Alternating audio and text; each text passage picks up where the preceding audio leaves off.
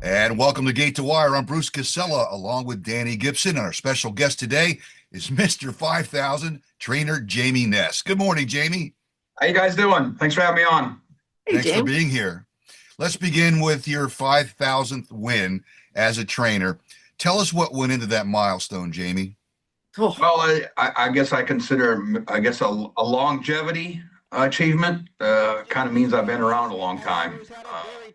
First of all, which is good. I've survived a long time. You know, it's a tough game. It's a hard business, and we've been doing it quite a while, 25 years. We've had our foot to the pedal for a long time. I've been all over the country, track to track to track to track, and it's a I feel blessed to be doing this for such a long time. The game I love. You know, a lot of people are in and out, and that's what blesses me the most. And the biggest thing the accomplishment is the relationships and the people that I've met along the way. You know, from Minnesota to Florida to Arizona to Chicago to Cleveland to Philadelphia to New York to Delaware to Laurel. I mean, that's a place I never would probably had a chance to go to those places, and it allowed me to travel the country, meet a lot of people, a lot of characters in the racetrack business, that's for sure. I mean, I could write a book for the characters I've been around in the last 25 years, but it's great. The relationships, the employees, the owners, everything is good. It's like I said, it's a longevity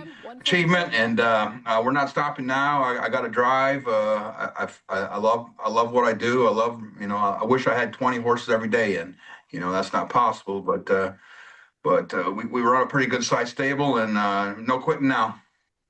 I love it. Well, talk about your big size stable. Walk us through what a typical morning for Jamie Ness at the racetrack's like. So a day where you have training in the morning and you have the racetrack. When you leave your house, what's your morning like? Well, unfortunately, I live. I have a string in Laurel, Delaware, and Parks, which is nice because it's accessible anytime I want. So I wake up at 4 o'clock every morning, no matter where I'm going.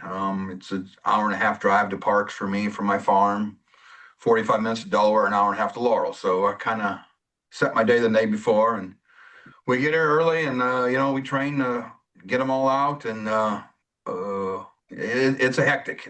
But it's what I like. I have a couple hours free time. I don't know what to do. I twiddle my thumbs, so Yeah, can't stand. That's why I got a farm and all that stuff. So I'm a workaholic. You got to be in this business to have this to much success, but you have to do that, and you have to rely on a lot of your employees too to do the stuff that you can't do. absolutely. Jamie, tell us about your background. I mean, how did you get involved with horse racing, and where are you from, and how'd you get to Pennsylvania? Well, unusual story. I'm from South Dakota. We don't have tracks, so we have bush tracks in South Dakota. I grew up in South Dakota. But when I was younger, my grandfather bought into a piece of a horse uh, with his friend, and he would haul us grandkids to the racetrack, bush tracks, on the weekends, and just let us loose. And I was hooked as a young age. And I still remember that my grandpa's horse. His name was Tara May. She was a big chestnut, and she was slow. She never won a race, but he didn't care. He liked hauling his grandkids around and being there, and that's what he liked to do.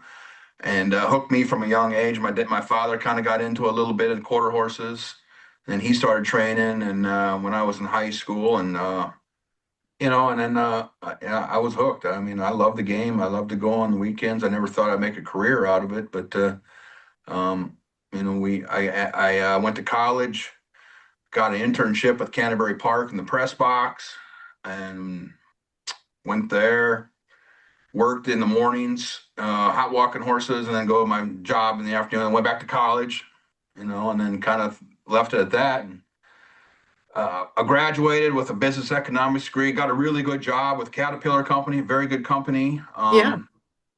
The only problem is when I moved to Minneapolis, I didn't know any place to live, so I got an apartment in Shakopee, which was right by the track, because that's really the only place I really knew. And I had to drive by the track every day and back to work with my suit and tie job. And I lasted 6 months and quit, and I took my trainer's license out and struggled mightily. But here we are today. So. I love that. Well, like Yeah. you said, it took you a while to win your first race, and now here you're at 5,000. You've really gotten good at this. We talk about that all the time. What's your approach to keeping these horses happy and performing at their best? Because you've gotten really good at doing well with the older horses and keeping them, at a high level Yeah. and happy. Well, I mean, like I said, it's a experience. I've been doing this. I was not good when I started, but I think I was smart enough to realize that I wasn't good and do the people that were doing good do what they're doing. Emulate I didn't them, want to. yeah. I'm not arrogant enough to say I'm gonna do my own thing, and I see that a lot in training, like young kids training, like they want to do their things, and they fizzle out. But try to do the people that are successful. Try to emulate what they're doing, or try to do that. And then I think, and from when I started training till now, the game has changed tenfold. It way changed, and you have to change with the times. Yeah. I see that too, and some older trainers kind of do what they did 20 years ago. It just don't work. It's different now, and I try to make sure that I'm always aware that the game is changing, the horses are changing, training methods are changing, conditions Yeah. everything's changing. So I got to be with the times. Oh, absolutely. Yeah. Jamie, after Dan interviewed you when you won 5,000, you were pretty emotional about your family. They weren't there with you at that time. Tell us a little bit about your family, your daughters, and the whole thing. Yeah, that was a little unfortunate. We knew this milestone was coming. We kind of had a plan. Hopefully, maybe on the weekends when the girls were out of school or Mandy was there, they wanted to be there. And I just remember telling her, I'm like, well, I called her on the phone and she was at home at the farm. She says, well, it's over. We got it. She goes, what do you mean? Why would you do that? She was mad at me because I wanted before they get there. But I mean, my family means everything to me. Yep. And it was emotional, and I feel it now. But they shared it with me.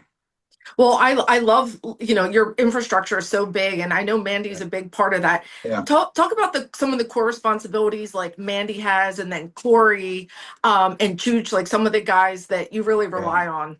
Well, like I said, I put together a very good team over the years, and through trial and error, and I think right now I have a really good set of assistants. I got good van drivers. I got good everything good, and in order to be successful, you got to have that. Yeah. Because I can't be at all three places every day. Just can't. I wish I could, but I can't.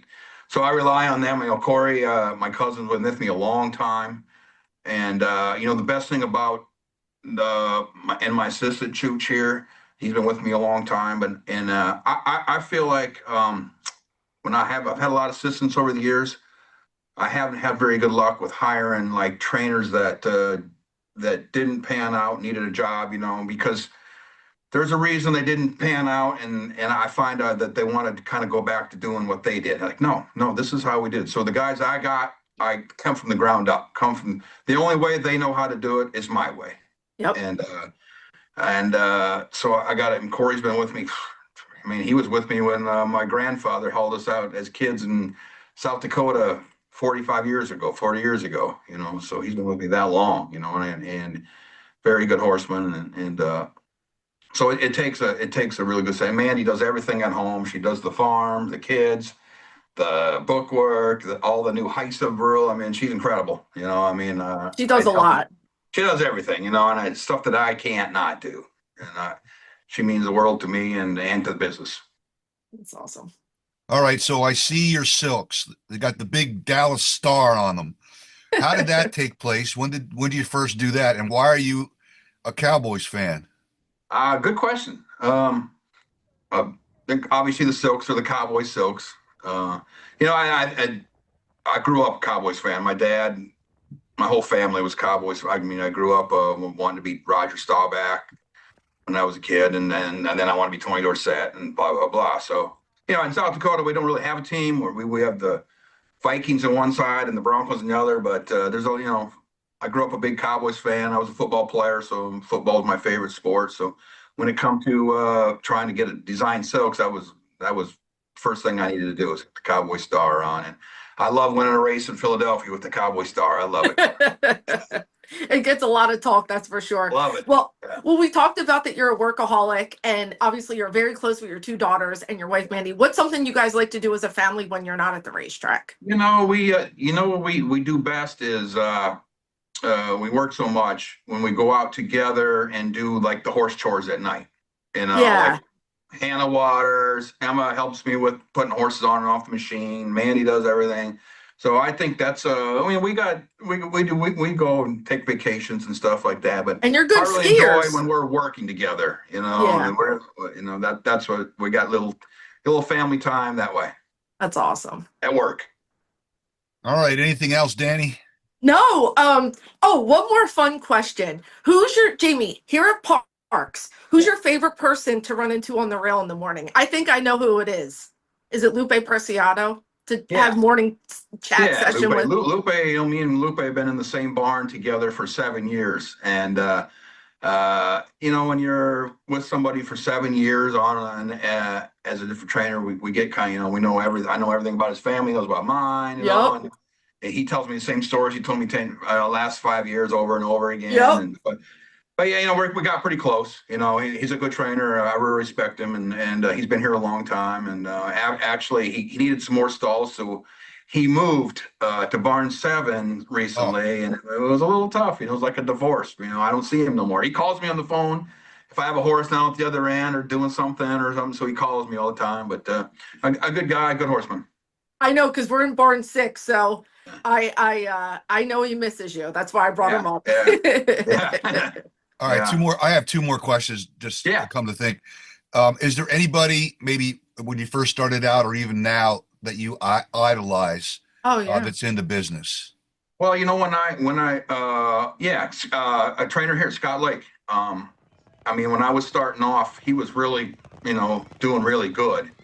And we had the claiming crown in Canterbury every year, and he would ship into my barn. And man, he had all these beautiful, nice horses and running horses, all the tracks and all this action. I'm like, man, I'd love to be like that someday.